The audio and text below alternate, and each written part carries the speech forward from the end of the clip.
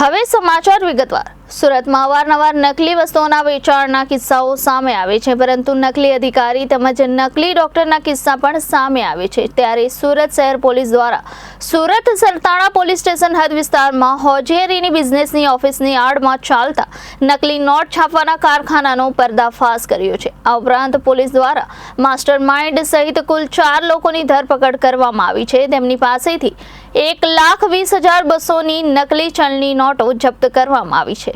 સુરત શહેર એસઓજી પોલીસને માહિતી મળી હતી કે સુરતના સરથાણા પોલીસ સ્ટેશન હદ વિસ્તારમાં આવેલ એપલ સ્ક્વેરમાં ઓનલાઈન હોઝેરીના બિઝનેસની ઓફિસની આડમાં નકલી નોટ છાપવાનું મિની કારખાનું ચલાવવામાં આવી રહ્યું છે।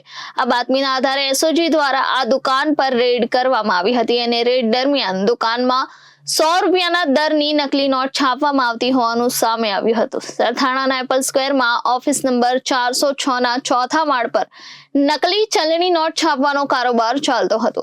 આ રેડ દરમિયાન પોલીસે રાહુલ ચૌહાણ, પવન બોનાડે તેમજ ભાવેશ રાઠોડની ઘટના સ્થળ પરથી ધરપકડ કરી હતી। મહત્વની વાત એ છે કે બાતમી મળ્યાના થોડા દિવસ સુધી આ વાતની ખરાઈ કરવા માટે એસઓજી પોલીસના માણસો થોડા દિવસ આ ઓફિસની આજુબાજુમાં ફર્યા હતા અને માહિતી કન્ફર્મ થયા બાદ જ રેડ કરવામાં આવી હતી। આ ઉપરાંત ઓફિસની અંદરથી 1,20,200ની નકલી ચલણી નોટનો જથ્થો પણ પોલીસને મળી આવ્યો હતો।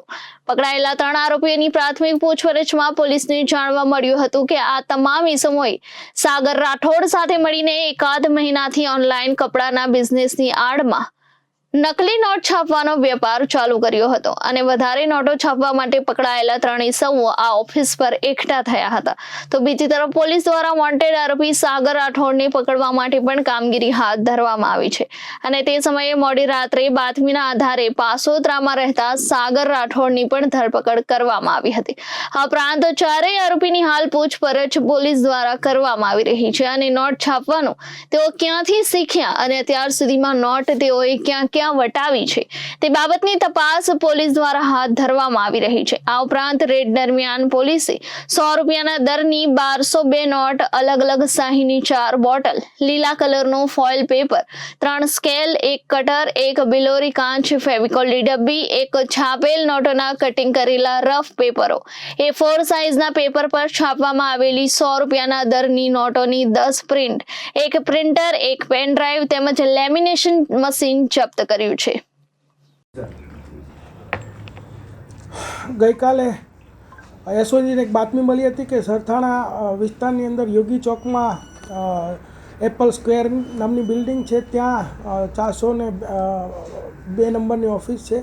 એની અંદર એમ કે હોજીયરીના ધંધાની આડમાં એક નકલી નોટ છાપવાનું કામ ચાલી રહ્યું છે। તો એસઓજીએ ત્યાં રેડ કરતાં ત્યાં 3 આરોપીઓ સાથે ટોટલ 1,20,200ની 100 રૂપિયાના દરની 1202 નકલી નોટ મળી આવે છે। તે ઉપરાંત ત્યાંથી નોટની અંદર વપરાતી શાહી, પછી સ્કેલ્સ, રફ કાગળો, પ્રિન્ટર તથા પેનડ્રાઈવ આવો વિવિધ મુદ્દામાલ જપ્ત કરી અને કાયદેસરની કાર્યવાહી કરવામાં આવેલ છે।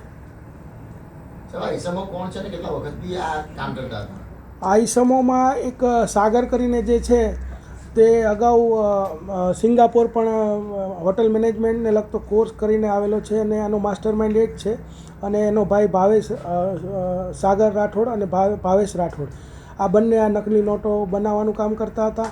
અને જે બીજા 2 ઇસમો જે પકડાયા છે, રાહુલ શંભુભાઈ અને પવન બોનડે, આ બંને ડિલિવરી લેવા માટે આવેલા હતા। જે તે વખતે સ્થળ ઉપરથી સાગર ભાગી ગયેલો, પરંતુ ત્યારબાદ વહેલી સવારે એસઓજીની ટીમે જે વોન્ટેડ આરોપી સાગર હતો એને પણ પકડી લીધેલો છે।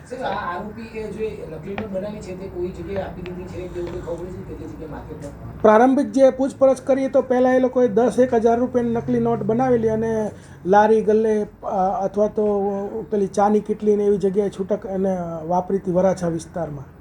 100 રૂપિયાની નોટ છાપવા પાછળનું કારણ શું? 100 રૂપિયાની નોટ છાપવા પાછળનું કારણ એ કે 100 રૂપિયાની અંદર નોટમાં કોઈને શંકા નહીં જાય કે આ નકલી હશે। 500 રૂપિયાની નોટ હોય તો કોઈને શંકા જતી હોય છે અને ઘણી વખત અગાઉ 500 રૂપિયાની નોટો પકડાયેલી પણ છે, તો એ લોકો વધારે ખરાઈ કરતા હોય છે। એટલે એ લોકોનો ઈરાદો એવો છે કે ભાઈ 100 રૂપિયા આપણે છાપીશું, જલ્દી પકડાઈશું નહીં। હા, એમને આ જે સાગર રાઠોડ છે એને ફરજી કરીને એક વેબ સિરીઝ જોઈને એને આ વિચાર આવેલો અને ત્યારબાદ યુટ્યુબ પરથી વિવિધ વિડીયો દ્વારા બધું શીખી અને જે મુદ્દામાલ પકડાયો છે એ તમામ શાહી કાગળ એ બધું એ સુરતથી જ અલગ અલગ જગ્યાએથી લઈ અને આ કામ કરતા હતા. કેટલા સમય પહેલા કરતા હતા એવું કંઈ ખબર પડી છે ક્યાંથી ચલાવતા હતા? લગભગ 6-1 મહિનાથી આ લોકો આ કામ કરતા હતા. 4 જણા ભેગા કેવી રીતે થયા? 4 જણામાં જે ભાવેશ રાઠોડ અને સાગર રાઠોડ છે એ બંને ભાઈઓ છે અને એ બંને આ નોટ બનાવવાનું કામ કરતા હતા. અને જે બીજા 2 પકડાયા છે રાહુલ ચૌહાણ અને પવન બોંડે, જેમાં એક રાહુલ છે એ મધ્યપ્રદેશનો છે, પવન છે મહારાષ્ટ્રનો છે, પણ બંને રહેતા હતા સુરતમાં. અને એ 3 એક અસલી નોટની બદલે 3 નોટ આ લોકો એને આપતા હતા અને એ માટે ડિલિવરી લેવા આવેલા ને એ દરમિયાન જ ઝડપાઈ ગયેલા. પહેલા શું કામ ધંધો હતો? આ 4 10 એમાં સાગર છે 10 પાસ છે અને બીજા અભણ છે, એટલે નાનું મોટું પેલા ટેક્સટાઇલ માર્કેટમાં એ લોકો કામ કરતા હતા. સાહેબ, આ જે આરોપીઓ જે છે તેનો ગુનાહિત ઇતિહાસ પેલા આને કહેતો કોઈ? ના, અત્યારે એવું કોઈ ગુનાહિત ઇતિહાસ હોય એવું ધ્યાનમાં નથી. દેશની કરન્સીને નુકસાન કરીએ કેટલું મોટું ષડયંત્ર. હા, એ તો આ લોકોએ સ્ટાર્ટ કરેલું અને આપણે એને તરત જ પકડી લીધા છે. અને ખરેખર એ સાચી વાત છે કે આ એક આપણા અર્થશાસ્ત્રને નુકસાન પહોંચાડવાનું કામ છે. અને એવી ઘણી બધી પ્રવૃત્તિઓ અત્યારે ઓનલાઈન ફ્રોડ ને એવું ચાલી રહ્યું છે, તો જે હંમેશા વધારે નહીં ચાલવા દેવું જોઈએ અને પકડાઈ જ જવું જોઈએ.